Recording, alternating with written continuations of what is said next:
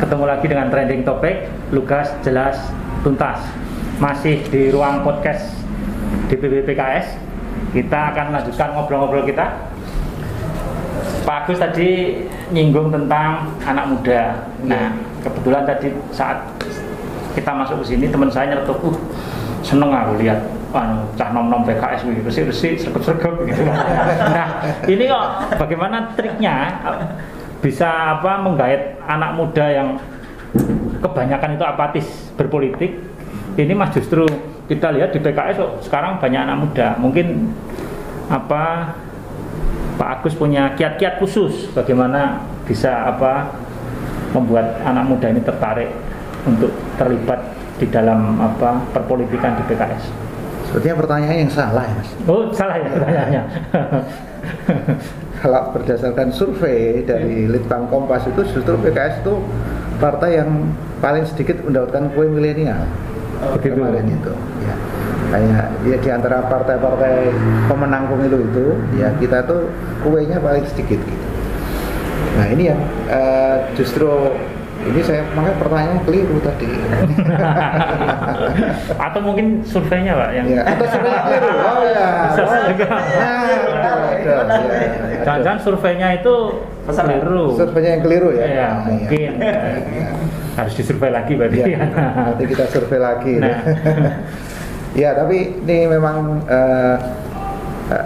data dari BPS kemarin itu saya lihat memang 52,7% penduduk DIY itu didominasi generasi milenial dan generasi Z ya. Yeah. Nah, ini cukup besar gitu. Makanya ini tantangan bagi kami PKS itu untuk merekrut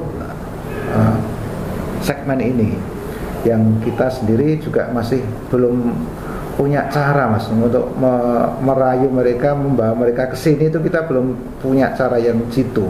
Itu terus terang kita akui. Nah, memang yang ya kalau yang di sini ini kebetulan sudah kita kader sejak lama ini. Generasi yang tadi sayap Garuda Keadilan ini. Ini salah satu sayap yang kami ambil ya Garuda Keadilan ya. Kemudian kami juga menginginkan nanti segmen pemuda yang lain itu bisa gabung dengan kami. Nah, ini kami sedang mendekati anak-anak muda, tapi ya ini tadi cara mendekati anak muda itu ya sepertinya harus dengan anak muda. Ya, kalau dengan generasi kita nyerak anak muda itu kadang resonansi, nggak nyambung gitu. Nah, ini diilhami oleh DPP kepemudaannya Mas Dr. Gamal Albinsat kan gitu. Ya, ini usianya sangat muda, potensial masih sangat muda lah. Nah, kemudian kami juga terinspirasi dari DPP itu untuk ya merekrut tokoh-tokoh muda potensial ya ini sedang kami lakukan dan ya tadi untuk mendekati mereka ya anak milenial ya harus pakai bukan sekedar cara milenial tapi orang milenial gitu. Nanti kalau kami yang ngajak simbah atau apa milenial harus diajak milenial bukan kolonial gitu kan. Dengan cara milenial dan milenial juga gitu ya, bukan sekedar gayanya. Tapi di kepengurusan PKS sendiri anak-anak muda ini sudah mulai masuk atau belum Pak di tingkat-tingkatan mungkin kabupaten, kelurahan gitu atau di istilahnya kalau partai politik organisasi underball lah gitu. Underballnya ya. Ya kami memang kemarin waktu membentukkan pengurus itu berusaha untuk merekrut anak-anak muda ini untuk mengisi kepengurusan. Nah, sama Pak Dwi Budi ini punya kesepakatan. Pokoknya kalau anak muda masuknya kalau anak muda taruh aja di eksekutifnya, sementara yang mantan pengurus masuk kebijakan nanti, kebijakan penasihat di majelis pertimbangan ya gitu. Biar ini anak-anak muda diberi peran yang lebih gitu. Ya kita selama ini mungkin agak khawatir, agak kok jojora melaku dan sebagainya gitu ya. Seperti itu harus kita mengambil langkah yang berani, beri mereka kepercayaan gitu. Sesuai arahan dari Pak Dwi Budi seperti itu. Jadi Pak, mungkin untuk sesi ini cut dulu ya. Ya. Cut dulu. Nah, di aja. Tadi kan dari Pak Agus, kemudian bagaimana pendapat untuk dukungan untuk peraturan anak-anak muda itu dari Pak Dwi gitu. Tanggapannya gimana? Iya. Ya, Sobat, masih di trending topik, lugas, jelas dan tuntas. Oke, tadi sudah dijelaskan panjang lebar. Mungkin Pak Dwi mau menambahkan? Sejak awal kita di dalam pembentukan kepengurusan Mas Ainun, kita terus mendorong DPW itu untuk melibatkan semaksimal mungkin usia-usia muda, begitu. Jadi di kepengurusan ini gitu, itu anak-anak muda harus masuk di semua bidang, apalagi terkhusus di bidang kepemudaan seperti yang disampaikan Pak Gus tadi, dan pasti isinya anak-anak muda di situ gitu. Nah terus setelah itu kita juga mendorong agar pendekatannya juga pakai pendekatan anak muda. Kalau kita seperti Pak Gus tadi sampaikan, mendekati mereka kan umurnya viral ya kira-kira.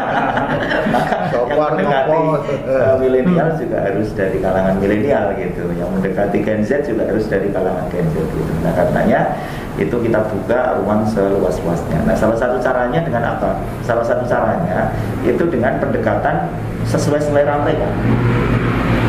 Sekarang misalnya mereka sangat welcome dengan konten kreatif misalnya begitu. Ya kita buatkan saja. Kalau kita sebagai pengurus itu menyediakan ruangannya saja gitu. Nah mau seperti apa teknisnya, bentuknya kita serahkan saja pada anak-anak muda. Kita mendukung saja gitu. Nah begitu. Saya juga melihat gini Pak, mungkin ini ada hubungannya juga. Sejumlah pengurus PKS yang konon katanya sudah nggak milenial itu, mereka sudah mulai menggunakan cara-cara milenial, mungkin dengan bermedsos. Ada yang saya kenal itu yang jadi YouTuber juga. Apakah memang diarahkan seperti itu ya? Walaupun jiwanya sudah tua, tapi tetap ternyata dalam tanda kutip bisa lah mengimbangi dengan cara-cara anak muda itu. Bermedsosnya saya lihat aktif. Terus kalau nggak salah PKS juga menggelar budaya dengan online begitu yang mudah diakses. Lomba baca kitab kuning pun dengan mudah untuk diakses lewat online. Mungkin itu memang kebijakan dari PKS ya Pak? Ya, jadi memang ya ini tunggu oleh tutup Mas ya. Jadi kita dulu tuh kesulitan mendekati milenial dengan cara apa ya, kemudian sekarang Allah memberikan wabah corona itu buat kita tuh lebih kreatif.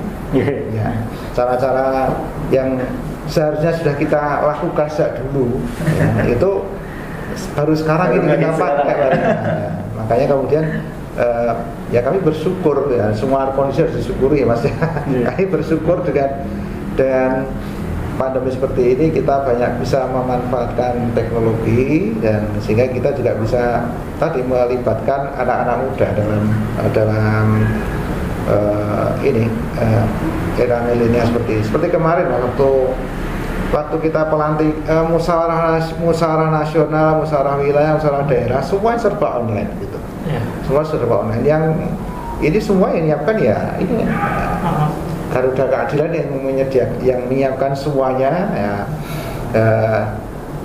yang kami itu tentu secara teknis maupun secara konsep juga nggak menguasai ya. Ternyata mereka lebih menguasai, dan kita tinggal memfasilitasi aja gitu. Nah ini kemudian yang kalau metode yang lain ya kita memang tadi yang belum kita beri ruang ekspresi yang luas ini adalah masalah seni budaya ini. Wah, padahal seni budaya itu adalah keistimewaan ya Mas ya. Nah, cuma ini dalam era pandemi seperti ini kami belum bisa membuat sebuah seni budaya yang bisa di online kan lah gitu. Ini baru kita sedang cari terobosan. Mungkin trending topik lebih menguasai itu.